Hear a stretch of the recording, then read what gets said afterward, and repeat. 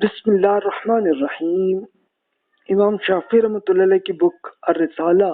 جو علم الفقہ کی میتھڈالوجی کا اصول کا ایک پوری پہلی بک ہے، تو اس کی ہم اسٹڈی کر رہے ہیں۔ تو پچھلے لیکچرز میں ہماری ڈسکشن حدیث کو سمجھنے کے میتھڈالوجی پہ امام شافعی رحمۃ اللہ علیہ نے بات کی تھی۔ تو اس کی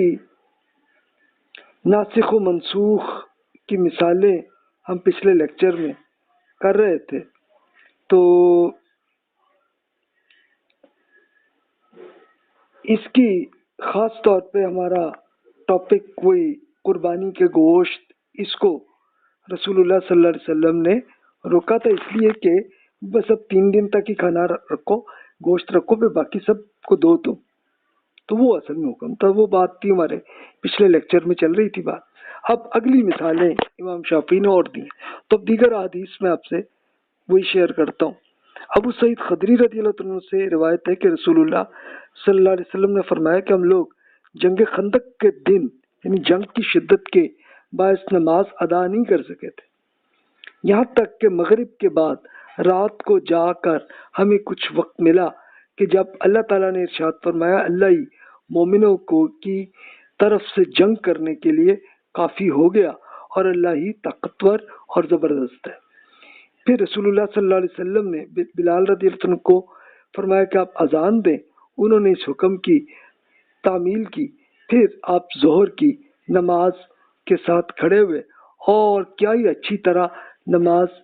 پڑھائی آپ نے، اور جس طرح آپ اس کے وقت کرتے تھے۔ پھر عصر کی نماز پڑھائی، پھر مغرب اور عشاء۔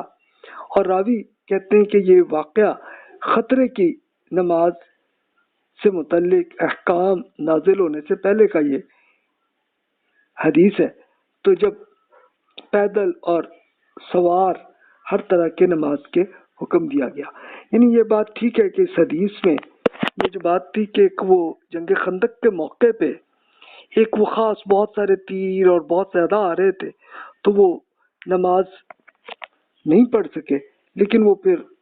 مغرب کے بعد ہی ٹائم ایسا ملا کہ رسول اللہ صلی اللہ علیہ وسلم نے اور صحابہ کرام نے اکٹھی باجماعت 4 نمازیں اکٹھی کی۔ لیکن یہ اس وقت کا ہے کہ جب ورنہ اللہ تعالیٰ نے پھر قرآن مجید میں نازل کیا کہ ابھی یہ خطرے کی نماز کے کیس میں تم یہ کرو، پیدل ہو یا سوار پہ ہو، جیسے بھی ہو، جس حالت میں وہ پڑھ لیا کرو۔ اور وہ رکعتوں کو بھی اللہ تعالیٰ نے بتا دیا کہ وہ ہاف کر لو، تم یعنی اتنا کر لو۔ تو ابو سعید خدری رضی اللہ عنہ نے جنگ خندق کے سال کا یہ نماز کا یہاں ذکر کیا۔ تو پھر اسی یہ جو خطرے کے ساتھ جو اللہ تعالیٰ نے قرآن میں اجازت دی ہے فرجالن او رکبانن، یعنی پیدل یا سوار ہوتے ہوئے نماز ادا کرو، تو یہ نماز خوف کی یعنی جنگ کی حالت جیسی میں تھی۔ اور جنگ خندق میں ابو سعید خدری رضی اللہ عنہ موجود تھے، تو انہوں نے یہ سینیریو دیکھا اور انہوں نے پورا بتایا کہ یہ بعد میں اس لیے نماز ہم نے پڑھی کہ یہ جو خوف کی نماز کا ہے تو یہ اس کے بعد کا ہے واقعہ۔ اچھا، امام مالک رحمۃ اللہ علیہ نے اپنی بک میں اسی خوف کی نماز سے متعلق ایک اور ایکسپلین کیا کہ رسول اللہ صلی اللہ علیہ وسلم تک غزوہ ذات الرقاع میں نماز ادا کی تھی۔ اب یہ ایک اور موقع تھا جنگ کا، ذات الرقاع، یعنی ایک گروہ نے رسول اللہ صلی اللہ علیہ وسلم کے ساتھ صف بنا لی، جبکہ دوسرا دشمن کے ساتھ متوجہ تھے، اور رسول اللہ صلی اللہ علیہ وسلم اس پہ کھڑے تھے جب تک کہ وہ لوگ آپ کے ساتھ تھے۔ آپ کے ساتھ ایک رکعت پڑھی، پھر اس کے بعد وہ ایک رکعت سے ہی وہ سلام کر کے چلے گئے، اور جو پہلے ایک گروپ جو ہے وہ دشمنوں کے سامنے تھے تو وہ پیچھے آ گئے اور وہ رسول اللہ صلی اللہ علیہ وسلم کے ساتھ دوسری رکعت پڑھی انہوں نے، اور وہ ایک رکعت کی نماز ہی ہو گئی ان بندوں کی۔ یعنی یہ قرآن مجید میں اجازت اس کی دی ہوئی ہے، قرآن میں اللہ تعالیٰ نے دی ہوئی ہے۔ لیکن ظاہر ہے کہ یہ رسول اللہ صلی اللہ علیہ وسلم کے زمانے ہی میں سے یہ ویلڈ تھا، اس لیے کہ ہر آدمی، اب وہ جنگ کی حالت ہے تو ہر صحابی کی یہ خواہش ہوتی تھی کہ یار زندگی کا پتہ نہیں، شاید آخری منٹ ہی ہے میرے، تو میں رسول اللہ صلی اللہ علیہ وسلم کے ساتھ ہی نماز پڑھوں اور پھر میں شہید ہو جاؤں، یہ جو معاملہ ہو جائے۔ تو وہ یہی سوچتے تھے، تو اس لیے اللہ تعالیٰ نے اجازت دی کہ ایون 2 رکعت کو بھی 1 رکعت کی اجازت دے دی تھی۔ اچھا، وہ پھر ہوا یہ کہ بہت سارے لوگوں نے پھر اس کو اگلے ٹائم تک بھی رکھا، حالانکہ اب تو الگ الگ ٹائم پہ الگ الگ جماعتیں الگ الگ ہو سکتی ہیں نا، اب کون سا مسئلہ۔ لیکن رسول اللہ صلی اللہ علیہ وسلم کے سامنے ہر کسی کی خواہش تھی کہ ایک عین زندگی کے آخری منٹ بھی رسول اللہ صلی اللہ علیہ وسلم کی نماز میں گزرے، اس لیے اس کی قرآن میں اجازت تھی۔ اچھا، پھر امام شافعی اب دوسری مثال قرآن مجید کی پیش کرتے ہیں، واللاتی یأتین الفاحشۃ من نسائکم فاستشہدوا علیہن اربعۃ منکم فإن شہدوا فأمسکوہن فی البیوت حتی یتوفاہن الموت او یجعل اللہ لہن سبیلا واللذان یأتیانہا منکم فآذوہما فإن تابا وأصلحا فأعرضوا عنہما۔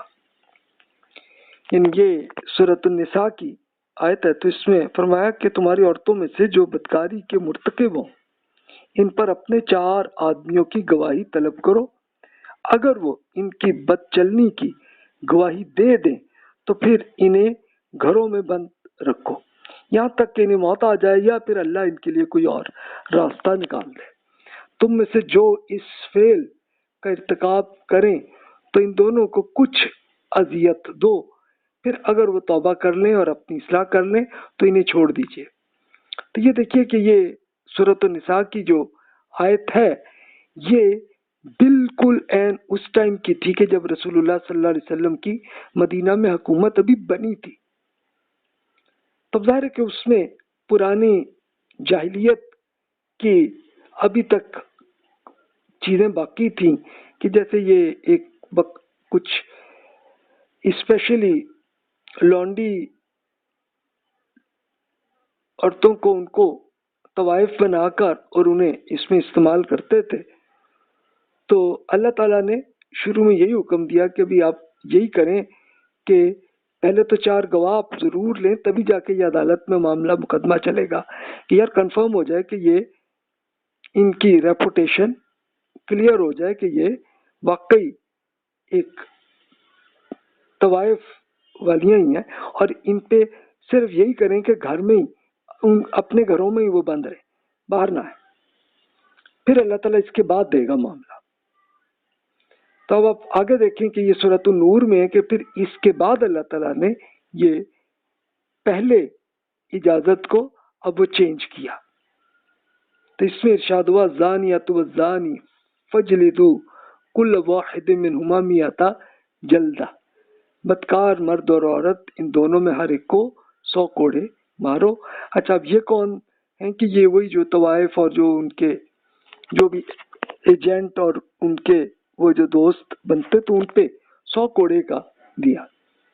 پھر لونڈیوں کے بارے میں اللہ تعالیٰ نے یہ بتا دیا انہیں فَإِذَا أُحْصِنَّ فَإِنْ آتَيْنَ بِفَاحِشَةٍ فَعَلَيْهِنَّ النِّصْفُ مَا عَلَى الْمُحْصَنَاتِ مِنَ الْعَذَابِ، کہ جب وہ حصار نکاح میں محفوظ ہو جائے تو اس کے بعد کسی بد چلنی کے پھر بھی مرتکب ہو تو ان کی سزا کی نسبت آدھی سزا ہے جو محسنہ خواتین کے لیے مقرر ہے۔ محسنہ خواتین کے مطلب یہ کہ جو ایک باقاعدہ ایک بالکل آزادی کے ساتھ جو پوری لائف گزرتی رہی ہیں، تو ان کی جو سزا تھی 100 کوڑے کی، تو اب یہ لونڈیوں کے لیے اللہ تعالیٰ نے دی کہ ان کی سزا آدھی ہوگی۔ ان کیا ہوگی، وہ جو 100 کوڑے تھے تو ان کے لیے 50 کوڑے کر دیے اللہ تعالیٰ نے۔ اچھا، وہ اس لیے کیا کہ یہی لونڈیاں جو ایک غلام خواتین تھیں ان کو طوائف بنا دیتے تھے، تو ان کے لیے بھی اللہ تعالیٰ نے دی، اور رسول اللہ صلی اللہ علیہ وسلم نے ان کو یہ بھی بتایا کہ بھائی یہ کوڑے جو ہے کوئی سخت نہیں ہے اور ایسے وہ نہیں کرنے، بلکہ ایک وہ سائیکولوجیکل قسم کا ایک طرح کا سزا یہی تھی ٹارچر کی، کہ بھی اس کو آپ نے یہ کرنا ہے کہ ہاتھ کو اونچا نہیں کرنا، بلکہ نیچے رکھ کے ہی اپنے کندھے تک ہی رکھ کے اس پہ آپ نے کرنی ہے۔ ظاہر اس کی وہ 100 کوڑے لگیں گے جس کو، تو وہ اس کو ایک چھوٹی چھوٹی قسم کی وہ لگ جائے گی سزا جو ہے۔ تو یہ تھی۔ تو امام شافعی یہ کہتے ہیں کہ بدکاری کے جرم میں قید کی سزا کو بھی اب یہ دیکھیے کہ وہ منسوخ کیا، کینسل کیا اللہ تعالیٰ نے، کہ جو ان کو پہلے یہی تھی کہ اپنے گھر تک ہی ان کے آپ بند کر لیں، لیکن پھر اللہ تعالیٰ نے ان کو اگر جو لونڈیاں ہیں تو پھر 40 کوڑے، اور ایک محسنہ خواتین یعنی ایک بالکل آزاد خواتین وہ اگر یہ حرکت کریں تو پھر ان کو 100 کوڑے تک کی، اور مردوں کے لیے بھی سیم وہی اس کے ساتھ ویلڈ ہے۔ تو یہ اس ایگزامپل سے یہ کلیئر ہوتا ہے کہ اللہ تعالیٰ نے اس طرح سے ناسخ و منسوخ کو قرآن میں اس طرح سے یہ اس کے احکامات دیے ہیں۔ اچھا، اب اس کے بعد پھر وہ رسول اللہ صلی اللہ علیہ وسلم، میری ماں اور باپ آپ پر قربان ہو کہ آپ سنت سے 100 کوڑوں کے آپ نے اس کے لیے کیا بھی حدیث ہے عبادہ بن سامت رضی اللہ عنہ سے کہ رسول اللہ صلی اللہ علیہ وسلم فرمایا مجھ سے حاصل کیجئے، مجھ سے حاصل کیجئے، اللہ تعالیٰ نے فاحشہ عورتوں کے لیے راستہ نکال دیا ہے کہ کنوارے بدکاروں کے لیے 100 کوڑے اور 1 سال کی جلا وطنی کی سزا ہے، اور شادی شدہ بدکاروں کے لیے 100 کوڑے اور رجم کی سزا ہے۔ یعنی اب کون ہے کہ وہ جو شادی شدہ ہوں اور 100 کوڑے تو ہیں ان پہ وہ جو قرآن کی سزا ہے، اور رجم کی سزا اب یہ مزید احادیث آپ پڑھیں تو یہ اصل وہ لوگ تھے کہ جو ایک باقاعدہ ریپ جنہوں نے کیا ان کے لیے پھر یہ رجم کی سزا وہ کی، اور جو کنوارے تھے تو انہوں نے 100 کوڑے تو ہوئے اور 1 سال کی جلا وطنی کی سزا بھی انہیں دی اس کی۔ تو یہ کیوں تھا کہ یہ اصل میں ان کا سینیریو چینج ہوا لوگوں کا، اور ان کے ساتھ ساتھ پھر اللہ تعالیٰ کے احکامات کو اپلائی رسول اللہ صلی اللہ علیہ وسلم نے کیا۔ اب یہ خاص طور پہ وہ ریپ کے جو کیس تھے تو ان پہ پھر یہ کیا انہیں کہ ان کو رجم کی سزا دی۔ لیکن فقہا یہ سمجھ لیتے ہیں کہ یہ صرف بس وہ شادی کی تھی تو اسی لیے ان پہ نہیں، بلکہ ساتھ یہ ریپ کا کیس تھا اصل میں۔ اسی طرح امام شافعی رحمۃ اللہ علیہ نے مزید اس کی ایک ایگزامپل کی۔ ابو ہریرہ اور زید بن خالد رضی اللہ عنہما دونوں صحابہ نے یہ بیان کیا کہ دونوں نے بیان کیا کہ وہ شخص رسول اللہ صلی اللہ علیہ وسلم کے پاس اپنا مقدمہ لے کر آئے۔ ان میں سے ایک نے کہا کہ یا رسول اللہ ہمارے درمیان اللہ کے قانون کے مطابق کا فیصلہ کر دیجئے۔ دوسرا شخص جو ان دونوں میں زیادہ سمجھدار تھا کہنے لگا یا رسول اللہ برائے کرم ٹھہریے، پہلے میری بات کرنے کی اجازت دیجیے۔ آپ نے فرمایا بولیں بھائی۔ تو وہ کہنے لگا میرا بیٹا اس شخص کے ہاں ملازم تھا، اس نے ان صاحب کی بیوی سے بدکاری کی، مجھے معلوم ہوا ہے کہ میرے بیٹے کو رجم کی سزا دی جائے گی، میں نے اس کا فدیہ 100 بھیڑیں اور 1 لونڈی کی صورت میں ان صاحب کو ادا کر دیا ہے۔ تو اس کے بعد میں نے اہل علم سے پوچھا کہ انہوں نے بتایا کہ میرے بیٹے کو 100 کوڑے اور 1 سال کی جلا وطنی کی سزا دی جائے گی، اور ان صاحب کی بیوی کو رجم کی سزا ہوگی۔ تو رسول اللہ صلی اللہ علیہ وسلم نے ارشاد فرمایا اس کی قسم جس کے قبضے میں میری جان ہے، میں تمہارے مابین اللہ کے قانون کے مطابق ہی فیصلے کروں گا، تمہاری بھیڑیں اور لونڈی تمہیں واپس دی جائیں گی، اور اس کے بیٹے کو 100 کوڑے اور 1 سال کی جلا وطنی کا کیا معاملہ۔ پھر آپ نے انیس اسلمی رضی اللہ عنہ کو حکم دیا کہ یہ دوسری شخص کی بیوی کو بلا لیں، اگر وہ اپنے جرم کا اعتراف کرے تو پھر رجم کی ان پہ سزا ہوگی، اور خاتون نے اعتراف کیا تو رجم بھی ان کو کیا۔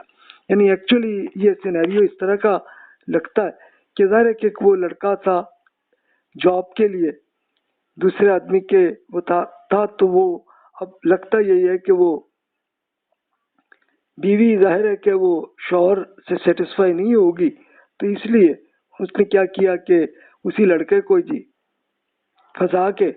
تو اس سے کیا، تو تبھی ایک طرح کا وہ لڑکے پہ ایک سائیکولوجیکل ریپ جیسی حالت ہی بنی، تو اس لیے ان کو خاتون کو پھر رجم کی سزا ہوئی اور لڑکے کو بھی سزا ہوئی کہ اس نے بھی پھر مرضی سے ہی جو کرنا تھا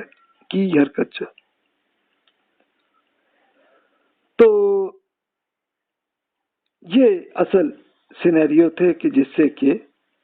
سزا کو احادیث میں۔ اب تیسری مثالیں امام شافعی نے مزید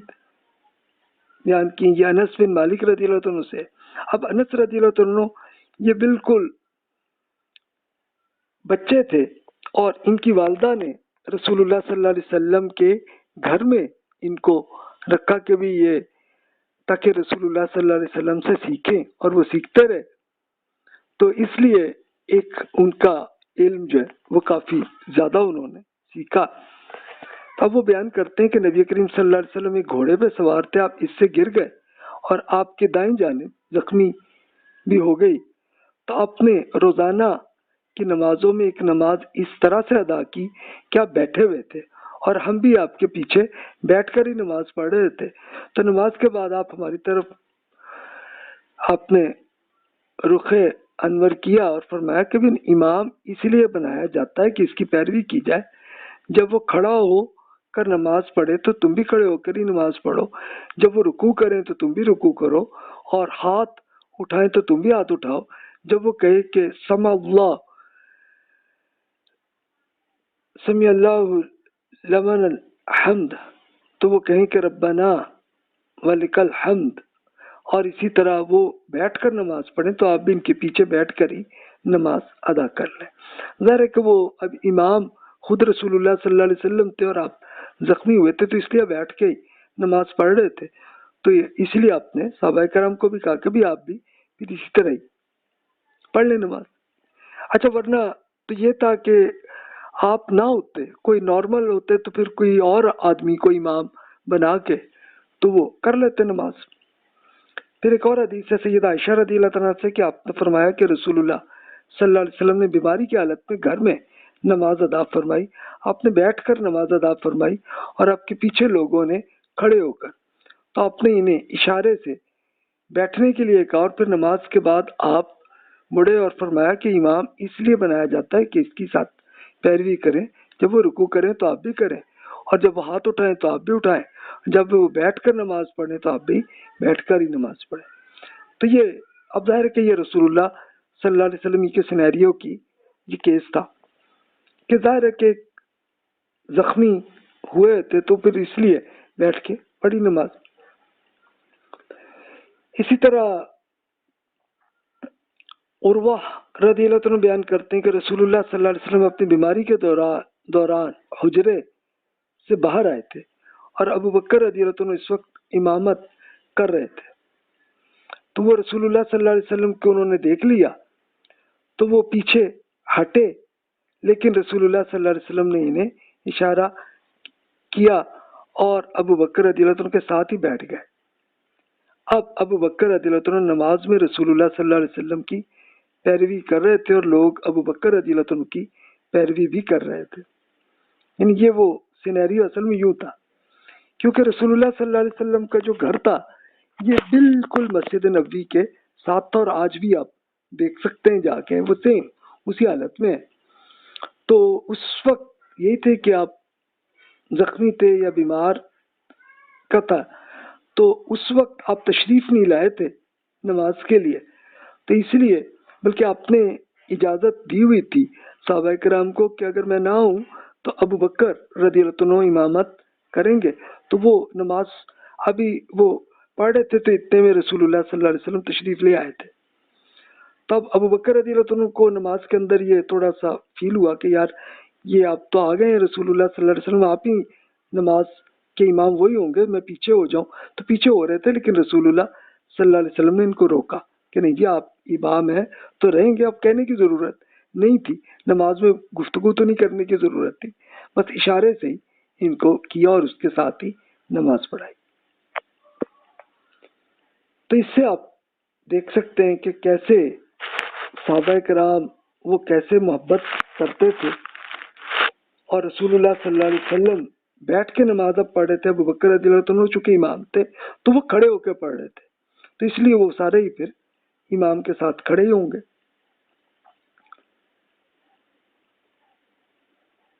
تو یہ اب دیکھیے کہ اس طرح کے ان مختلف احادیث پہ ایک ہی ٹاپک پہ آپ یہ دیکھ سکتے ہیں کہ اصل سینیریو کیا تھا، اور یہ جو گھوڑے سے گرنے والے واقعے کا یہ معاملہ، تو یہ بالکل مرض الموت والے جو حالت تھی، تو یہ وہی اس طرح کی ایک حدیث ہے کہ جب رسول اللہ صلی اللہ علیہ وسلم کے بس وہ چند دن ہی تھے زندگی کے کہ جب آپ کا انتقال ہونا تھا، تو اس لیے اس کی یہ پورا سینیریو آیا اس میں۔ تو اس واقعے سے اس بات کی دلیل یہ بھی ہے کہ سنت سے ثابت ہے کہ اور جس پر لوگوں کا اتفاق رائے ہے تو پھر یہ ہے کہ نماز پڑھنے والے میں اگر طاقت ہو تو وہ کھڑے ہو کے نماز پڑھے، اگر طاقت نہ ہو تو بیٹھ کے نماز پڑھے۔ جو شخص کھڑے ہو کر نماز ادا کرنے کی طاقت رکھتا ہو تو اس کے لیے بیٹھ کے پھر نماز پڑھنا جائز نہیں ہے۔ ظاہر ہے کہ ایک آدمی نارمل اچھی حالت میں تو پھر اٹھ کے کھڑے ہو کے پڑھے نا نماز۔ اب رسول اللہ صلی اللہ علیہ وسلم کی سنت سے یہ بھی معلوم ہوتا ہے کہ اپنی آخری مرض میں آپ بیٹھ کر نماز ادا کر رہے تھے اور آپ کے پیچھے لوگ کھڑے ہو کے نماز بھی پڑھ رہے تھے، تو یہ اس سے ایک اصل سینیریو سامنے آتا ہے کہ اصل یہی ہے کہ پھر وہ اب دوسرے شخص کو امام بنا کے نماز ہونی چاہیے، اور وہ رسول اللہ صلی اللہ علیہ وسلم نے یہی کیا تھا کہ ابو بکر رضی اللہ عنہ کو امام بنایا تھا اس میں۔ اچھا، بعض لوگوں میں یہ بھی خیال آیا کہ نبی کریم صلی اللہ علیہ وسلم کے بعد کسی اور کے لیے بیٹھ کر امامت جائز نہیں ہے، لیکن انہوں نے جس حدیث کی بنیاد پر یہ کیا تو ایک منقطع حدیث ہے کہ ایک ناقابل اعتماد شخص سے مروی ہے، تو اس لیے وہ حدیثی اوتھینٹک نہیں ہے۔ سنت کے لیے ناسخ اور منسوخ کی یہ ایگزامپلس تھیں جو امام شافعی نے کی ہیں۔ تب مزید ہم آتے ہیں متضاد روایات۔ اب متضاد کیا ہے؟ متضاد کیا؟ کانفلکٹ اگر حدیث میں آ جائے تو وہ کیا ہے، اس کو کیا کریں؟ تو اب اسٹوڈنٹ نے یہی پوچھا کہ بھی یہ ایسی حدیث بھی آپ بیان کریں کہ جس میں کانفلکٹ ہو اور ناسخ اور منسوخ کا کلیئر بھی نہ ہو رہا معاملہ، تو پھر کیا کریں؟ تو اب ایسی کوئی دلائل ہمیں وہ پیش کریں نا تاکہ بتائیں ہمیں۔ تب امام شافعی رحمۃ اللہ علیہ نے پھر وہ حدیث پیش کی کہ غزوہ ذات الرقاع میں صلاۃ خوف کی مثال دی۔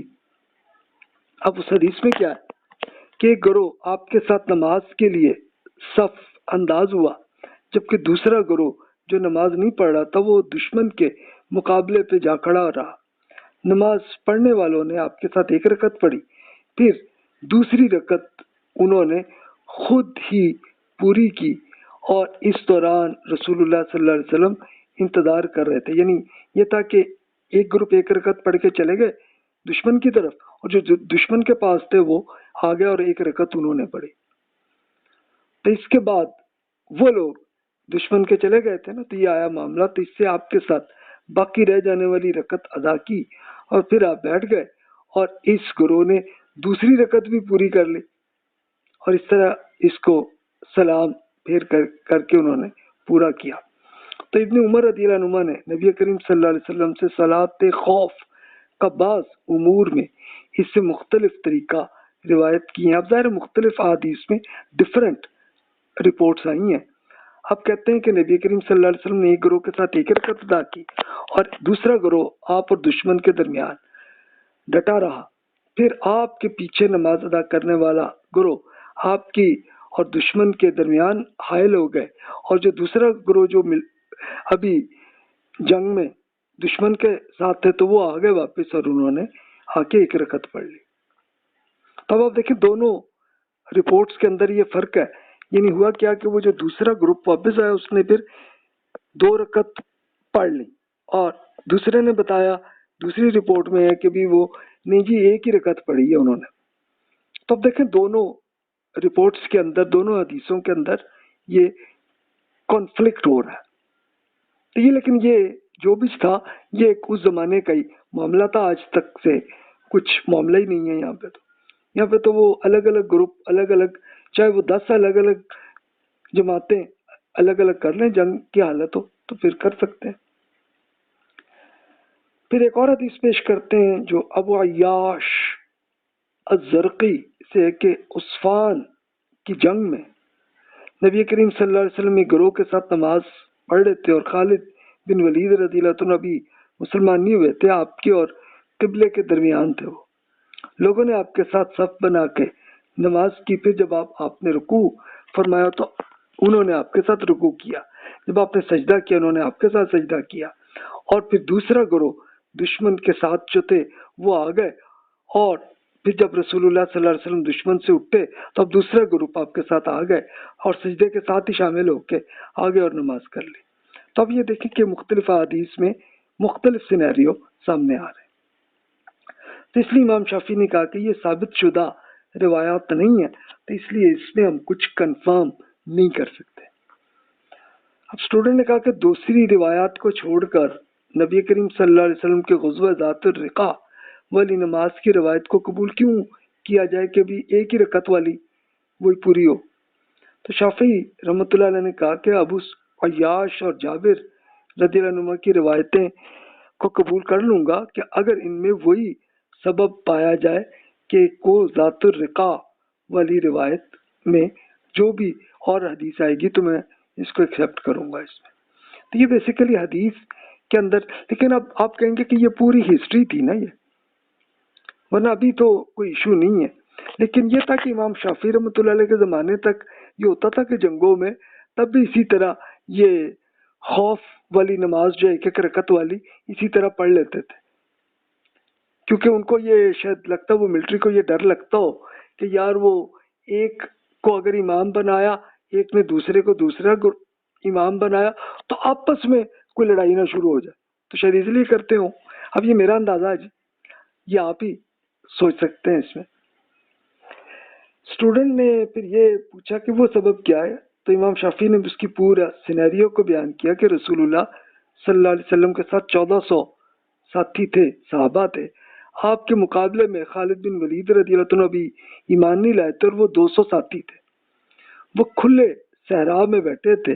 ان کے ساتھ ایک قلیل تعداد تھی، جبکہ رسول اللہ صلی اللہ علیہ وسلم کے ساتھ اکثر لوگ تھے۔ ان میں سے جو غالب تعداد میں تھے تو وہ دشمن کے حملے سے محفوظ تھے، اگر دشمن ان پر آ پڑتا تو وہ اسے دیکھ بھی سکتے تھے،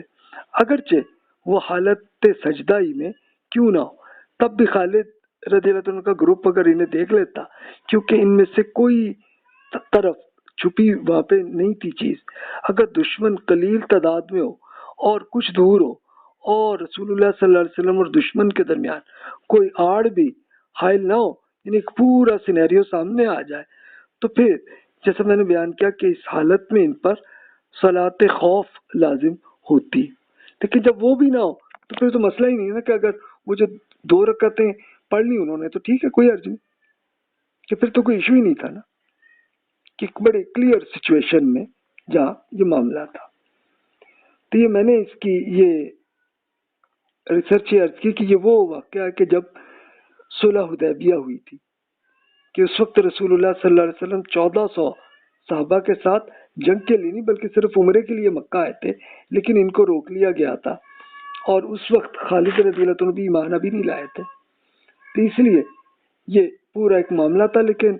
اب مکہ والے صرف روک ہی رہے تھے، وہ بھی کوئی جنگ نہیں کر رہے تھے، لیکن بس ایک پروپیگنڈا آ گیا تھا کہ عثمان رضی اللہ عنہ کو ہم مکہ والوں نے شہید کر دیا، تو اس پہ یہ معاملہ ہوا، اور اس پر رسول اللہ صلی اللہ علیہ وسلم پھر تیار ہو گئے کہ ٹھیک ہے جناب جنگ کے لیے، لیکن پھر خود مکہ والے وہ آ گئے اور انہوں نے بتایا کہ نہیں جی عثمان رضی اللہ عنہ کو کسی نے کوئی نہیں قتل کیا، وہ بالکل ٹھیک بیٹھے ہوئے، صحیح ہے۔ تو پھر انہوں نے معاہدہ کیا رسول اللہ صلی اللہ علیہ وسلم سے، جسے صلح حدیبیہ ہم کہتے ہیں۔ اچھا، اسٹوڈنٹ نے یہ پوچھا کہ یہ ذات الرقاع والی نماز میں روایت اس کے خلاف نہیں ہے، تو اس سے پھر ابن عمر رضی اللہ عنہ کی روایت کی درست نہیں آپ سمجھتے؟ امام شافعی نے بتایا کہ خوات بن جبیر رضی اللہ عنہ نے یہ بیان کیا ہے، اور اس کے قریب ترین معنی سہل بن ابی حسمہ نے علی بن ابی طالب رضی اللہ عنہ سے پوری ایک کنفرم محفوظ ہوئی ہے بات کہ رسول اللہ صلی اللہ علیہ وسلم نے حریر کی رات میں نماز خوف بالکل اسی طرح اس طریقے سے کی کہ جو خوات بن جبیر رضی اللہ عنہ سے. تو اصل میں یہ دونوں احادیث میں جو کانفلکٹ تھا تو اس کو امام شافعی نے ایکسپلین کیا. تو خیر اب وہ اتنا بڑا کوئی ایشو نہیں رہا. اچھا اب اسٹوڈنٹ نے ایک اور دلچسپ سوال کیا کہ صحابیت میں ایک کوئی سینیورٹی کا بھی کوئی دلیل ہے؟ امام شافعی نے کہا کہ ہاں جی بالکل، میں نے عرض کیا کہ کتاب اللہ سے یہ موافق ہے. تو اس کو اسٹوڈنٹ کا جی قرآن پاک میں کہا ہے. تو امام شافعی نے پھر وہ قرآن مجید کی ایک آیت جو سورۃ النساء میں ہے، تو اسی کا میں آپ سے ترجمہ ہی عرض کرتا ہوں کہ نبی جب آپ میدان جنگ میں ان مسلمانوں کے ساتھ ہوں اور حالت جنگ میں انہیں نماز پڑھانے کے لیے کھڑے ہوں تو ایک گروہ آپ کے ساتھ اپنی اسلحہ لے کر نماز کے لیے کھڑا ہو. جب یہ لوگ سجدہ کر لیں تو وہ پیچھے چلے جائیں اور دوسرا گروہ جس نے ابھی نماز نہیں پڑھی تھی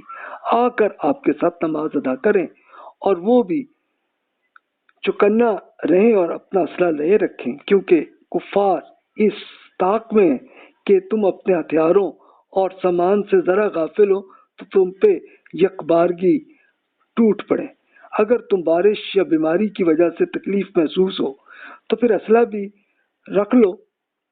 رکھنے میں حرج بھی نہیں ہے، مگر پھر بھی چوکنے ضرور ہیں.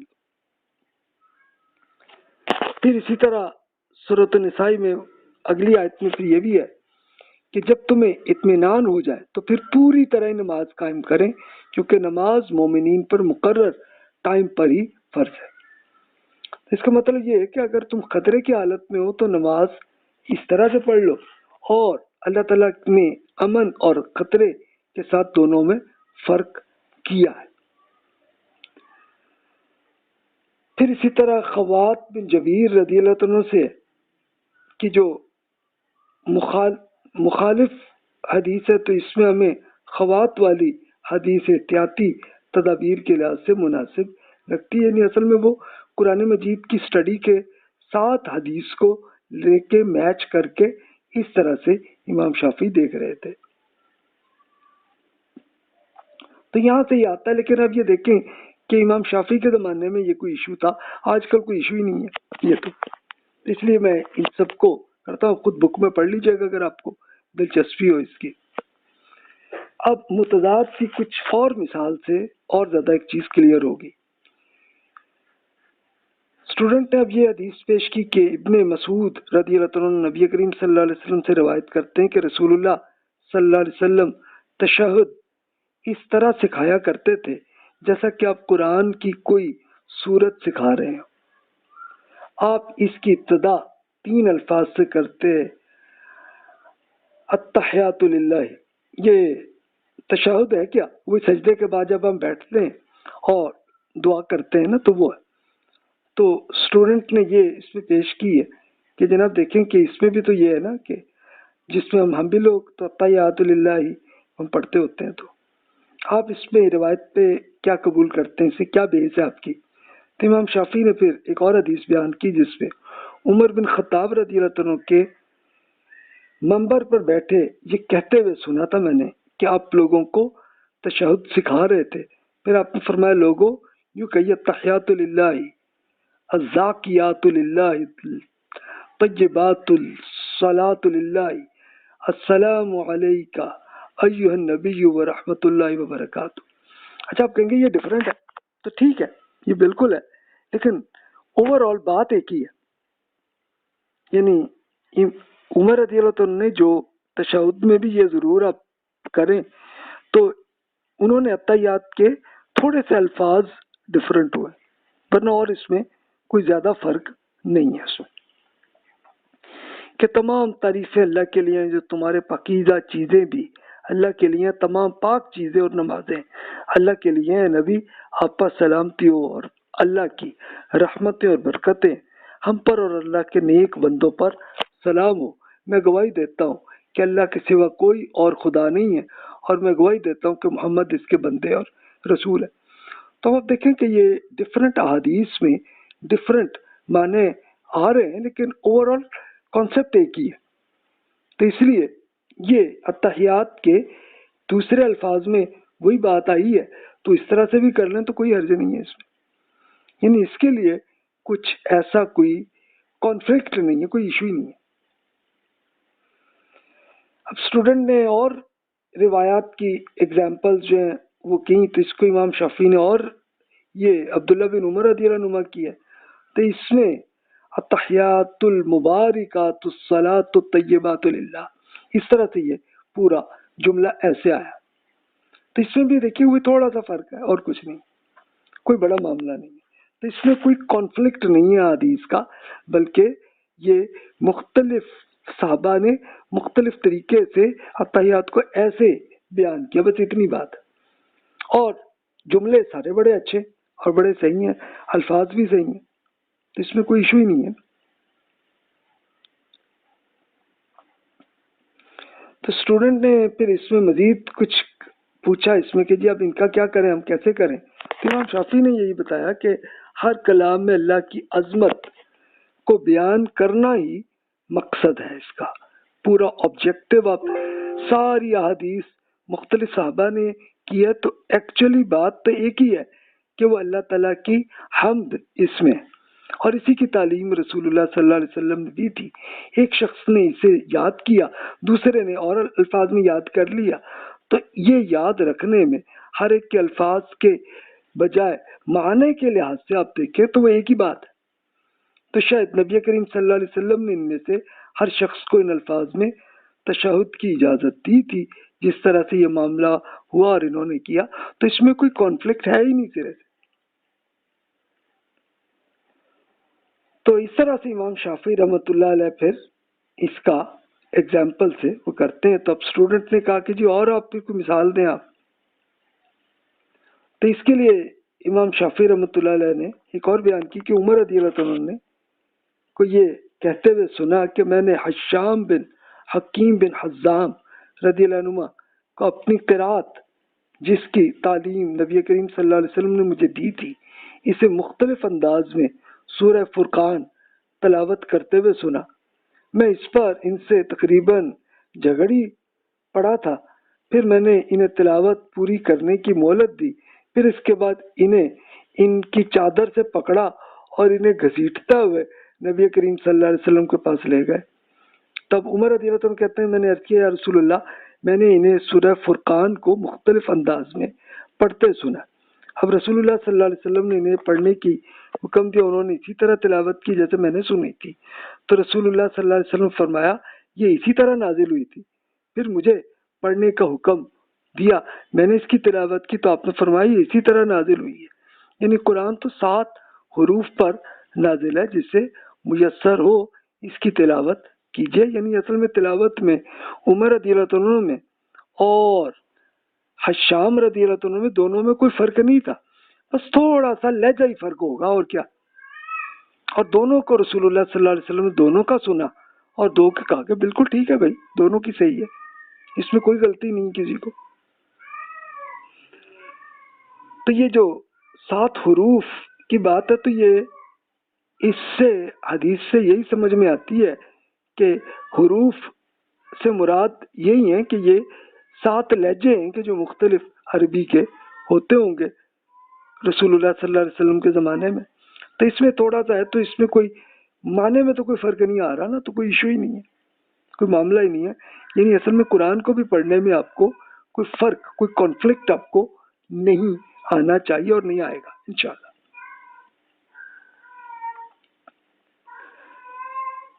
اچھا اسٹوڈنٹ نے اس میں پھر وہی جو تشہد پہ اللہ تعالیٰ کی عظمت کے سوا اور کچھ نہیں ہے اس میں، تو میں امید رکھتا ہوں کہ اس معنی کے یہ وسعت ہوگی، تو اس میں معنی کے اعتبار سے کوئی اختلاف نہیں ہے، جس طرح آپ نے پورا ایکسپلین کر لیا ہے، تو اس طرح یہ صلاۃ خوف کی جو نماز ہے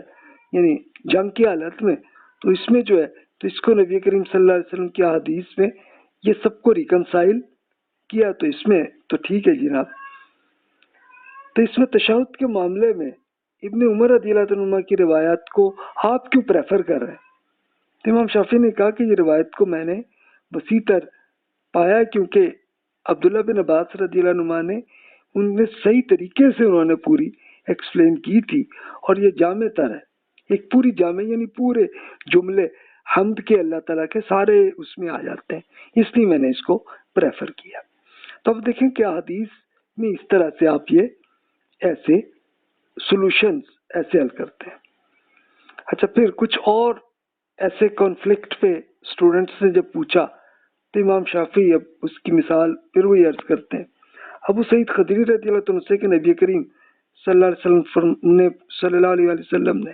فرمایا سونے کو سونے کے بدلے میں نہ بیچو سوائے اس کے کہ مقدار بالکل برابر ہو،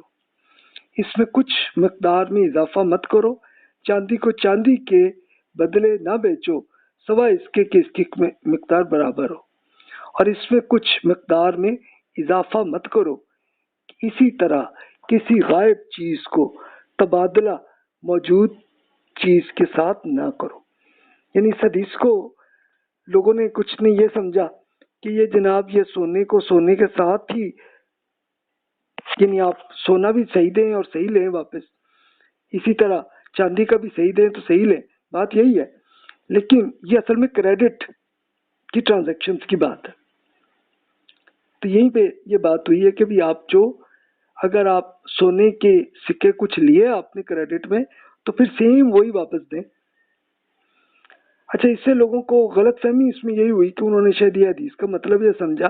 کہ جناب یہ سونے کی کوالٹی کے لحاظ سے بھی تو فرق ہو سکتا ہے نا، تو پھر شاید اس سے مراد ہے، لیکن نہیں، یہ اس کی بھی نہیں ہے، یہ کریڈٹ ہی کی یہاں پہ ٹرانزیکشن تھی، تو اس میں لوگوں کو منع فرمایا گیا کہ بھی یہ نہ کریں۔ اچھا، دوسری حدیث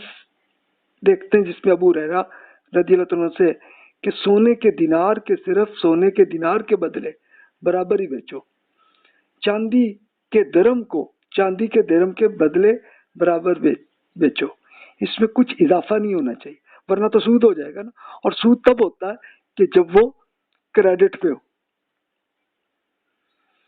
ایک تیسری حدیث انہوں نے یہی بیان کی ابن عمر رضی اللہ عنہ سے کہ سونے کے دینار کی صرف سونے کے دینار کے بدلے برابر میں بیچو، اور چاندی کے درہم کو چاندی کے اور ہم ہی کے بدلے برابر بیچو، یعنی درہم ہی کے بدلے ہی برابر بیچو، اس میں کچھ اضافہ نہ کرو۔ یہ نبی کریم صلی اللہ علیہ وسلم سے ہمارا عہد ہے اور ہم سے تمہارا عہد ہے۔ اچھا، اب یہ ایکچولی یہ سکے کون بنتے تھے؟ ظاہر رسول اللہ صلی اللہ علیہ وسلم سے تو حکومت بنی تب وہ سکے بنتے، ورنہ اس سے پہلے وہ عرب لوگ، وہ ٹھیک ہے ہر قبیلے کے لوگ اپنے اپنے سکے بنا لیتے ہوں گے، وہ ٹھیک ہے، لیکن اس لیے رسول اللہ صلی اللہ علیہ وسلم نے یہ فرمایا کہ جب بھی آپ ایک کو دوسرے میں دو تو اس کو پورے اس کے وزن کو ضرور چیک کر کے پھر لے جا کے برابر کرو، برابر کر کے ہی پھر وہ لو۔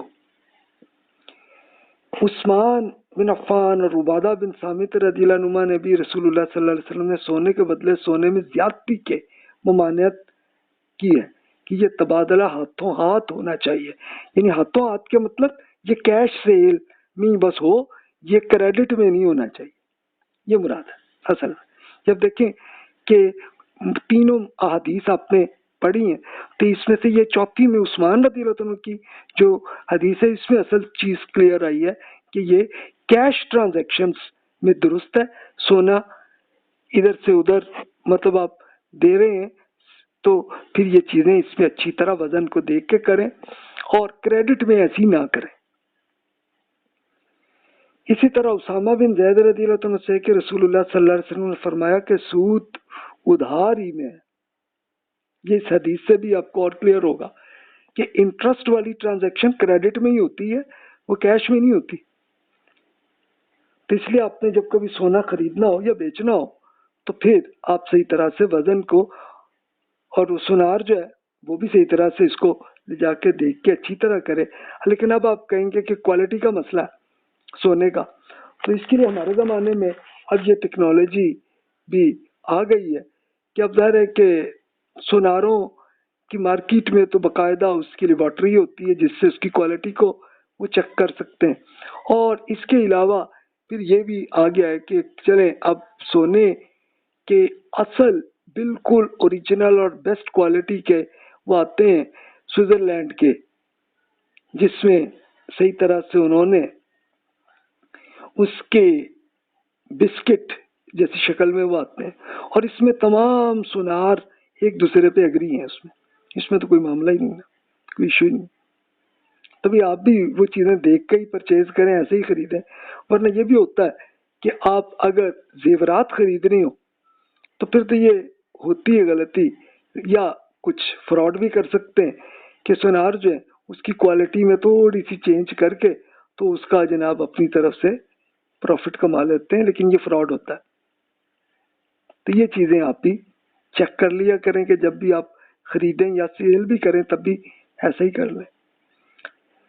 اسٹوڈنٹ نے پھر یہ بھی پوچھا کہ جناب حدیث اس سے پہلے بیان کردہ حدیث کے مخالف ہے؟ امام شافعی نے کہا یہ ایک اعتبار سے مخالف ہے، لیکن دوسری طرف سے بالکل ایک ہی بات ہے، موافق ہے۔ وہ کہا جی وہ کیسے؟ تو امام شافعی رحمۃ اللہ علیہ اس کو ایکسپلین کرتے ہیں کہ اسامہ بن زید رضی اللہ عنہ نے رسول اللہ صلی اللہ علیہ وسلم سے جو بات سنی ہوگی وہ مختلف اصناف سے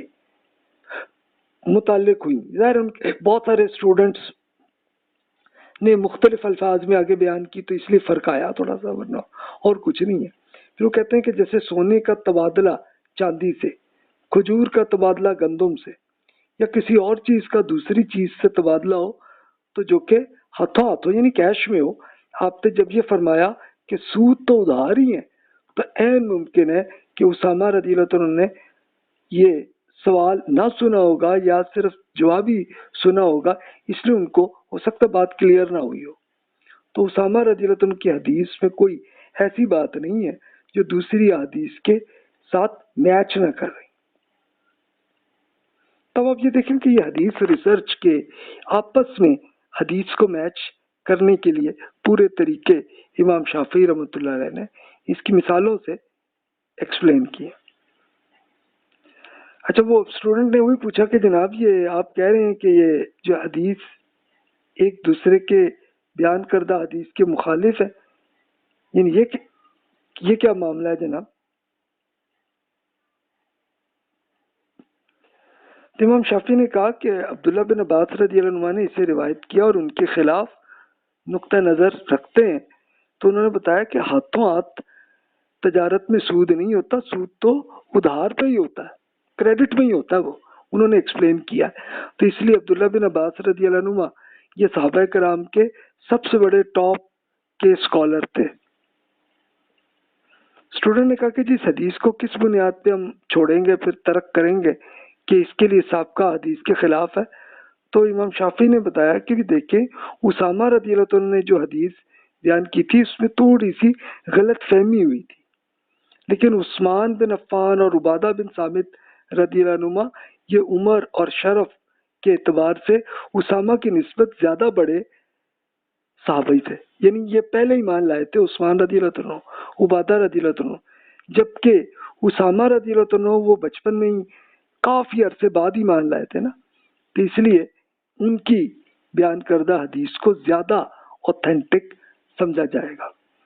ابو ہریرہ رضی اللہ عنہ تو عمر حدیث کے محفوظ کرنے یعنی پورا اپنی ڈائری میں ریکارڈ کرتے ہوتے تھے اور پھر پڑھاتے بھی رہے ساری عمر،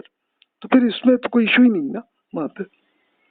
تو اس لیے وہ کہتے ہیں کہ آپ حدیث میں یہ ضرور چیزیں اس طرح سے دیکھ کے ایک دوسرے کو میچ کریں۔ اچھا، آپ کہیں گے کہ اسامہ رضی اللہ عنہ کی حدیث میں کیا معاملہ ہے کہ جس کے اندر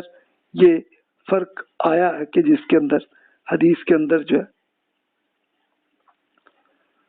تو اس میں کوئی اتنا نہیں تھا معاملہ، کوئی ایشو ہی نہیں تھا معاملہ۔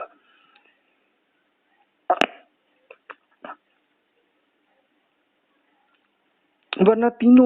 چاروں صحابہ کرام کی بات بالکل تھی۔ اسامہ رضی اللہ عنہ کی یہ تھی کہ جس میں نبی کریم صلی اللہ علیہ وسلم نے فرمایا کہ سود تو ادھار میں ہی ہوتا ہے، تو اس وجہ سے یہ اسٹوڈنٹس کو آپس میں کنفیوژن ہوئی تھی، اس کو امام شافعی نے ایسے ایکسپلین کیا۔ کیونکہ دیکھیں کہ یہاں پہ عبداللہ بن عباس رضی اللہ عنہ نے بھی وہی حدیث بیان کی ہے اور اسامہ رضی اللہ عنہ نے بھی کی ہے، لیکن اس میں آپ اگر کوالیفائی آپ کر لیں صحابہ کرام میں تو عبداللہ بن عباس رضی اللہ عنہ زیادہ بڑے اسٹوڈنٹ ہیں وہ بڑے اسکالر ہیں، تو اس لیے اس لحاظ سے زیادہ پریفر ہم کہیں گے کہ جناب وہ زیادہ بڑے، ان کی حدیث زیادہ اوتھینٹک ہوگی۔ اچھا، پھر اب یہ اس میں آیا کہ یہ متضاد دوسروں کے نزدیک ہوتی ہے لیکن آپ کے نزدیک نہیں ہے، تو اس کی کوئی مثال دیں تاکہ ذرا ہمیں کلیئر ہو نا کہ لوگ کیوں یہ سمجھتے ہیں کہ یہ حدیث میں کانفلکٹ ہے۔ تو پھر امام شافعی رحمۃ اللہ علیہ ایک اور مثال دیتے ہیں رافع بن خدیج رضی اللہ عنہ سے کہ رسول اللہ صلی اللہ علیہ وسلم نے فرمایا نماز فجر کو مؤخر کر کے ادا کرو کیونکہ یہ زیادہ اجر والا وقت ہے، یا یہ فرمایا کہ یہ تمہارے لیے زیادہ اجر کا باعث ہے۔ پھر سیدہ عائشہ رضی اللہ عنہ سے روایت ہے کہ مسلمان خواتین نبی کریم صلی اللہ علیہ وسلم کے ساتھ باجماعت فجر کی نماز کی ادائیگی کے لیے آتی تھیں، پھر جب وہ واپس جاتی تو اپنی چادروں میں لپٹی ہوتی تھیں اور انہیں اندھیرے کے باعث پہچاننا بھی مشکل ہوتا تھا۔ اچھا، اب یہ دونوں حدیثوں میں اب دیکھیں کہ یہ ایک فرق آپ کو لگ رہا ہے، یعنی اب وہ والی سیدہ عائشہ رضی اللہ عنہ والی بات کہ جس میں خواتین آتی تھی فجر کی نماز میں اور واپسی پہ بھی وہ نظر نہیں آتا تھا، اندھیرا ہوتا تھا، یعنی اس کا مطلب کہ فجر کے سٹارٹ کا ٹائم تھا۔ جبکہ رافع بن خدیج رضی اللہ عنہ نے جو حدیث بیان کی ہے کہ نماز فجر کو مؤخر تھوڑا سا آگے دیر میں ٹائم تھوڑا آگے کر کے پڑھو تو اس کی تو یہ دونوں میں کانفلکٹ ہو گیا۔ تو اس کے لیے اب جو اسٹوڈنٹس نے یہی سوچا لوگوں نے کہ یار یہ تو دونوں حدیثوں میں کانفلکٹ ہو رہا ہے، لیکن اندھیرے وقت میں نبی کریم صلی اللہ علیہ وسلم نے نماز پڑھنے کا ذکر سہل بن سعد، زید بن ثابت اور بہت سارے صحابہ کرام رضی اللہ عنہم نے کیا اور سیدہ عائشہ رضی اللہ تعالیٰ نے بھی یہی کیا، تو اس لیے زیادہ اوتھینٹک ہے۔ لیکن یہ دیکھیے کہ اصل میں جو حدیث تھی رافع بن خدیج رضی اللہ عنہ کی، ان کا ایک کوئی خاص سینیریو ہوگا، کوئی معاملہ ہوگا جس کو پڑھے تو ہو سکتا ہے کہ وہ ان سے صحیح ٹائم پہ اٹھا نہیں جا رہا ہوگا یا کوئی اور معاملہ ہوگا، تو اس لیے رسول اللہ صلی اللہ علیہ وسلم نے ان کو بتایا ہوگا کہ چلو تھوڑی سی بعد میں تم پڑھ لو نماز اس میں فجر کی، اس کا ہوگا۔ لیکن جو میجورٹی کا ہے وہ اصل وہی ہے کہ جو سٹارٹ شروع کے ٹائم کی ہے کہ جس وقت خواتین واپس بھی نماز پڑھ کے مسجد سے واپس جاتی تھیں اور تب بھی ان کی شکل، وہ بھی خواتین کو بھی خواتین کا شکل نہیں نظر آتی تھی، یہ بات۔ اب اسٹوڈنٹ نے وہ اس میں کہا کہ رافع رضی اللہ عنہ میں فجر کی نماز کی تاخیر سے ادا کرتے تھے کیونکہ یہ اجر تھا، تو کیا حدیث میں اختلاف ہوگا تو اس کے لیے کوئی ایک اختیار کرنا پڑے گا ہمارے لیے، کیونکہ سیدہ عائشہ رضی اللہ عنہ کی بات تو ڈیفرنٹ ہے نا۔ تو امام شافعی نے کہا کہ اگر یہ روایت سیدہ عائشہ رضی اللہ عنہ کی روایت کے خلاف ہوتی تب تو چلو ہم بات ہوتی، لیکن یہ وہ بات نہیں تھی، بلکہ اصل معاملہ یہ تھا کہ ہمارے نزدیک اصل اور معیاری ہے یہ بات کہ جو سیدہ عائشہ رضی اللہ عنہ والی حدیث ہے، اگر احادیث میں اختلاف ہو تو پھر ایک کو ہم اسی صورت میں اختیار کریں گے جب کوئی سبب ایسا پایا بھی جائے جس کی بنیاد پر ہمیں معلوم ہو سکے تو تب جا کے ہم یہ اس میں کریں گے۔ ادروائز یہی بات ہے کہ رافع رضی اللہ عنہ ان کے ہاں یہ کوئی ہوگا مسئلہ کہ وہ اس لیے دیر سے اٹھ سکے ہوں گے یا اس ٹائم پہ ان کو کچھ فرمایا ہوگا، ورنہ اس کا اوور آل وہی زیادہ پریفر ٹائم وہی ہے کہ جو سیدہ عائشہ رضی اللہ عنہ کی۔ تو یہ دیکھیں اب یہ ایگزامپلز ہیں کہ احادیث کو اس طرح سے کانفلکٹ کو ٹھیک کرنے کے لیے انہوں نے کیا۔ تو پھر امام شافعی نے مزید اس میں بتایا کہ اگر کتاب اللہ میں کوئی نص کا مطلب کوئی ریٹن فارمیٹ میں کچھ آیات ہمیں نہ ملے جس کی بنیاد پہ ہم نے روایتوں کے کتاب اللہ کے قریب ترین ہونے کا فیصلہ ہم کر سکیں تو ان حدیثوں میں وہ قابل ترجیح ہوگی جو زیادہ ثابت شدہ ہے، یعنی جو زیادہ اوتھینٹک ہے کہ جس کو آپ پوری ریسرچ کریں۔ پھر وہ اس کے لیے پورا طریقہ بتاتے ہیں کہ قابل ترجیح روایت وہی ہو سکتے ہیں کہ جن کے راوی سارے جانے پہچانے ہو، تاکہ جن کی بیبلیوگرافی پتہ ہو آپ کو اور اپنے علم اور احادیث کو محفوظ کرنے کے ایک زیادہ شہرت یافتہ ہوں، یعنی وہ حدیث کو صحیح طرح سے ریکارڈ کرتے رہیں۔ پھر وہ حدیث قابل ترجیح ہوگی کہ جو ایک کے بجائے دو یا زیادہ ذرائع سے ہم تک آئی ہو، یعنی اگر ایک صحابی نہیں بلکہ کئی صحابہ سے وہ بات آ رہی ہے تو وہ زیادہ اوتھینٹک ہوگی۔ یا وہ حدیث بھی قابل ترجیح ہوگی کہ جو کتاب اللہ کے عام معنی سے بحیثیت مجموعی زیادہ قریب ہو، یا پھر رسول اللہ صلی اللہ علیہ وسلم کی دوسری سنتوں کے زیادہ میچ کرتی ہو۔ یا پھر وہ حدیث قابل ترجیح ہوگی کہ جو اہل علم میں زیادہ جانی پہچانی ہے، یعنی وہ آج کل کے زمانے کے اہل علم سارے اسکالرز جانتے ہیں، اس سے پرانی ہسٹری کے وہ بھی جانتے ہیں۔ آپ کہیں گے پرانی کیسے پتہ چلے؟ اس کے لیے آپ پرانے ٹائم کی بکس وہ دیکھ لیں، اس میں بھی وہی اگر آ رہی ہے تو پھر اس کا مطلب ہے کہ یہ پوری جانی پہچانی ہے وہ حدیث۔ یا پھر وہ حدیث قابل ترجیح ہے جو قیاس اور عقل کے ساتھ میچ کرتی ہو۔ یا پھر وہ حدیث قابل ترجیح ہوگی کہ جس پہ صحابہ کرام رضی اللہ عنہم کی اکثریت عمل کرتی ہو۔ کبھی احادیث میں اگر آپ کو کانفلکٹ لگے اور پھر آپ کو کوئی حل بھی نہ آ رہا ہو تو پھر آپ یہ چیزیں پریفر ایسے کریں کہ آپ کے جو نیریٹرز ہیں وہ زیادہ ریلائبل پرسنز ہیں اور زیادہ صحابہ سے جو آ رہی ہے تو وہ حدیث زیادہ اوتھینٹک ہے۔ اسٹوڈنٹ کا کہ جی یہی ہمارا اور دیگر اہل علم کا بھی یہی ہے معاملہ۔ امام شافعی پھر وہی مثال پیش کرتے ہیں سیدہ عائشہ رضی اللہ عنہ کی حدیث کے اللہ تعالیٰ کی کتاب کے ساتھ عین مطابق ہے۔ اب سیدہ عائشہ رضی اللہ عنہ کی حدیث وہ ہے نا کہ جس میں جب فجر کا ٹائم آتا تو وہ جلدی آ جاتے تھے صحابہ کرام اور خواتین، اور ایسے ہی واپس چلے جاتے تھے۔ تو قرآن مجید میں اللہ تعالیٰ نے فرمایا حافظوا علی الصلوات والصلاۃ الوسطی، یعنی نمازوں کی حفاظت کیجیے، خاص طور پر درمیانی نماز کو۔ تو بھی اس میں جب وقت کی اجازت ہو تو اس میں دیکھیں کہ سیدہ عائشہ رضی اللہ عنہ کی حدیث زیادہ میچ ہو رہی ہے قرآن کے ساتھ اس میں، تو اس لیے اس میں زیادہ، اور پھر سیدہ عائشہ اکیلی نہیں بلکہ 3 صحابہ نے یہی حدیث بیان کی ہے، جس میں ایک تو سیدہ عائشہ ہیں، دوسرے زید بن ثابت ہیں، اور ایک تیسرے سہل بن سعد ہیں رضی اللہ عنہ، جبکہ رافع رضی اللہ عنہ اکیلے ہی ہیں کہ جن کی وہ حدیث کی بات ہے۔ تو یہاں پہ وہ حدیث کا تعلق سعد رضی اللہ عنہ رافع رضی اللہ عنہ سے بس کوئی معاملہ ہوا ہے اور کچھ نہیں۔ اسٹوڈنٹ نے کہا کہ کچھ اور سنتوں کی آپ مثال دیں۔ شافعی نے وہ مثال دی کہ نماز پہلا وقت اللہ کی رضا ہے اور اس کا آخری اللہ کی معافی ہے۔ تو اس سے یہی پتہ چلتا ہے کہ جو پہلا ٹائم ہے نا، یعنی نماز جب شروع ہونے کا ٹائم ہوتا ہے وہ زیادہ پریفر ہے،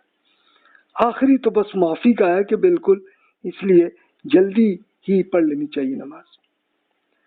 اسٹوڈنٹ نے کہا اس سے آپ کیا کہنا چاہتے ہیں؟ شافعی نے کہا کہ شروع وقت میں نماز پڑھنے کو ترک کرنے کی حکم نہیں دیا، بس اجازت ہی دیا، ٹھیک ہے تو تم آگے جا کے بھی پڑھ سکتے ہو، ٹھیک ہے۔ بعد کے وقت میں بھی نماز بالکل جائز ہے تو درست ہے، ٹھیک ہے، یعنی وہ اب جیسے فجر ہے تو اس کا جو ٹائم ہے تو اسی ٹائم میں کہیں بھی کر لیا، ٹھیک ہے،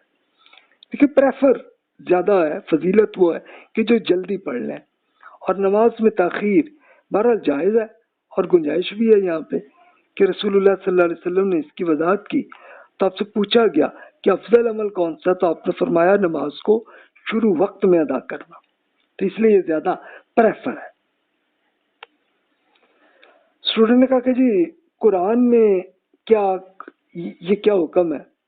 تو انہوں نے وہی قرآن مجید کی جو ہم نے ابھی پڑھی کہ نمازوں کی حفاظت کرو، خاص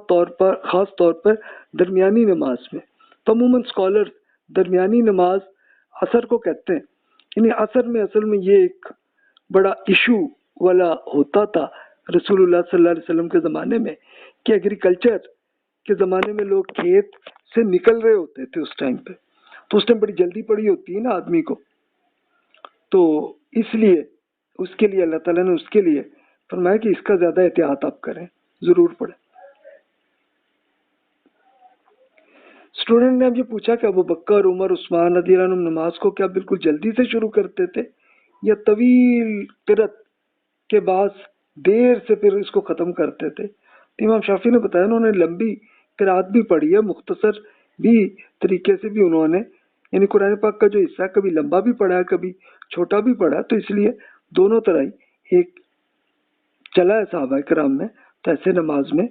کوئی اتنا ایشو نہیں ہے۔ اسٹوڈنٹ نے کہا کہ ابھی یہ رافع رضی اللہ عنہ کی بات کیا سید عائشہ رضی اللہ عنہ کے ساتھ کوئی یہ بالکل متضاد ہے، اپوزٹ ہے بات؟ شافعی نے کہا کہ نہیں جناب، اس میں ایسا نہیں ہے، کیونکہ یہ اصل میں رافع رضی اللہ عنہ کو کچھ بس یہ معاملہ ہوا تھا کہ ان سے جلدی نہیں اٹھا جا رہا تھا، بس اتنی بات تھی، تو یہ انہی کا ہی تھا کہ چلو رسول اللہ صلی اللہ علیہ وسلم فرمایا پڑھیں تو صحیح نماز۔ یہ دونوں روایات کس طرح آپس میں میچ کر سکتی ہیں؟ تو شافعی نے بتایا کہ رسول اللہ صلی اللہ علیہ وسلم نے لوگوں کو نماز جلدی ادا کرنے کی تاکید کی، فرمایا کہ اس میں فضیلت زیادہ ہے، اور اس میں یہ احتمال بھی ہے کہ آپ کے حکم کی پیروی کی زیادہ رغبت رکھنے والے لوگ اسے صبح صادق سے پہلے ہی کہیں نماز نہ پڑھ لیں، اس لیے آپ نے ارشاد فرمائی کہ نماز کو صبح صادق تک مؤخر بھی کریں، یعنی یہ اصل مراد ہے۔ یعنی صبح صادق کون سا ہوتا ہے کہ جہاں سے فجر کا ٹائم ہوتا ہے، شروع ہوتا ہے، یعنی یہ بھی تھا نا کہ لوگوں کو کہیں یہ ہو کہ یار میں ذرا جلدی پڑھ لوں، تو اس جلدی کے چکر میں یہ نہ ہو کہ فجر کے ٹائم سے پہلے ہی فجر کی نماز پڑھ لیں، تو اس لیے ہو سکتا ہے کہ رافع رضی اللہ عنہ کو اس لیے ان کو کیا کہ بھی تھوڑا سا آگے کرو تاکہ فجر کا ٹائم تو شروع ہو نا، پھر آپ کریں۔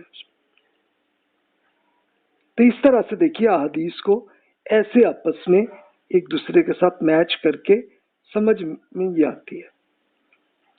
اب اسٹوڈنٹ نے پھر مزید اس میں کہا کہ جی دوسری معنی کہ بھی آپ یہ دیں ایگزامپل، یعنی انہوں نے یہ کیا کہ اسفار کہ جس میں کچھ روشنی کے وقت میں نماز پڑھو کہیں کہا، تو یہ اسے اسفار کیا ہے؟ تو امام شافعی نے اس میں کہا کہ حدیث پہ آپ دیکھیں طلوع صبح دو طرح کی ہوتی ہے، ان میں سے ایک تو بھیڑیے کے دم کی مانند ہوتی ہے، یہ صبح کاذب ہے، اس سے نہ تو کوئی کام حلال ہوتا ہے نہ اس میں حرام۔ رہی دوسری طلوع صبح، یعنی صبح صادق جب فجر کا ٹائم شروع ہوتا ہے تو نماز کا وقت شروع ہوتا ہے، اور روزہ دار کے لیے کھانا پینا ممنوع ہوتا ہے، تو یہ وہ ٹائم ہے۔ یعنی صبح کاذب کون سا ہوتا ہے کہ ایک یہ ظاہر ہے کہ امام شافعی کے زمانے میں ان کے ہاں کوئی گھڑی تو نہیں بنتی تھی نا، تو وہ ٹائم کو اس طرح سے چیک کرتے تھے کہ آسمان کو دیکھ کے تو وہاں پہ آتے تھے، تو وہ فجر کے ٹائم سے پہلے بھی چھوٹی سی ایک مائنر سی روشنی آتی تھی، اس کو صبح کاذب کہتے۔ پھر اس کے بعد صبح صادق وہ آتا ہے کہ جب بڑا کلیئر آسمان پہ روشنی آ جاتی ہے، تو یہ فجر کا ٹائم شروع ہوتا ہے، اور یہیں پہ آپ کا روزہ وہیں سے شروع ہوتا ہے، تو اسی لیے یہ صبح کاذب نہیں بلکہ آپ اس طرح سے کریں۔ اچھا آپ کہیں گے جی ہمیں کیا، ہمارا تو معاملہ نہیں ہے نا، یہ آپ کے لیے نہیں ہے، لیکن ابھی آپ وہ islamic.finder.com پہ آپ دیکھیں تو ان کی ویب سائٹ میں یہ دونوں ٹائم دیے ہوتے ہیں، تو وہاں سے آپ خود اندازہ کر سکتے ہیں۔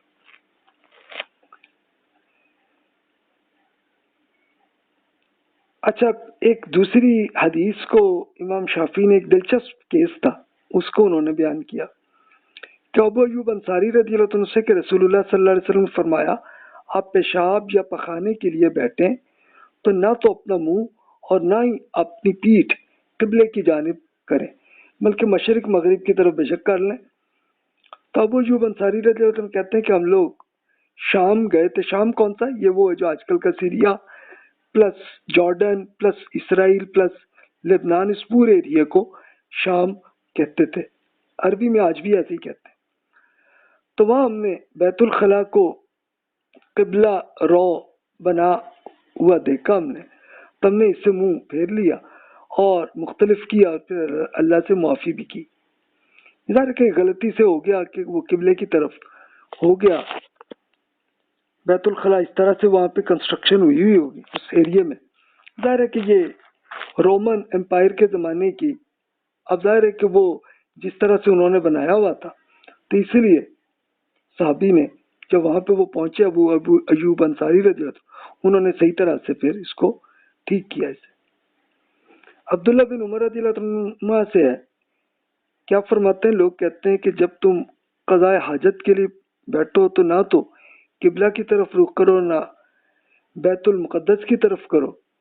تو عبداللہ رضی اللہ عنہ کہتے ہیں کہ ایک بار میں گھر کی چھت پر چڑھا تو میں نے رسول اللہ صلی اللہ علیہ وسلم کو 2 اینٹوں پر قضاء حاجت کے لیے بیٹھے دیکھا اور آپ کا رخ بیت المقدس کی طرف تھا. تو یہ اب ظاہر ہے کہ عبداللہ بن عمر رضی اللہ عنہ بالکل نوجوان لڑکے سے تھے اس وقت. اب ظاہر ہے کہ ایک بزرگ کو، ایک اپنے رسول اور نبی اور اپنے استاد کو دیکھا انہوں نے، تو اب ظاہر ہے کہ وہ پوری ریسرچ تو نہیں وہ کر سکتے تھے نا، وہ تو شرمندگی سے فوراً بھاگے ہوں گے. تو بس لیکن ان کی غلط فہمی ہوئی ہوگی کہ رخ بیت المقدس یعنی یروشلم کی طرف تھا. تو اس لیے بیسیکلی مراد یہی ہے کہ بھی آپ حاجت کے لیے آپ حرم شریف کی طرف آپ نہ کریں. تو بس اب اپنے واش روم کو ذرا ٹھیک اب کر لیں.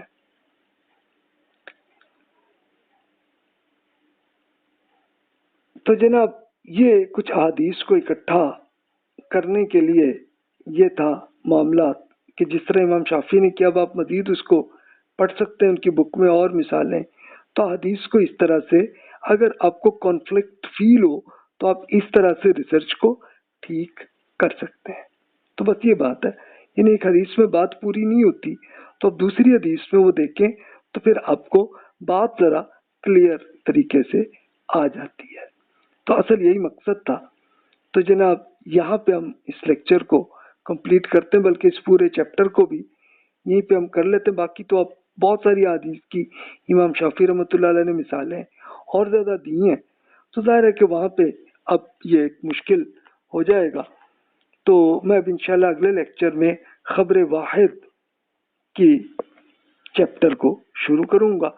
جزاک اللہ خیر واحسن الجزا. اور جو بھی آپ کے ذہن میں جو بھی سوالات ہیں آپ ای میل کر لیجئے. جزاک اللہ خیر. السلام.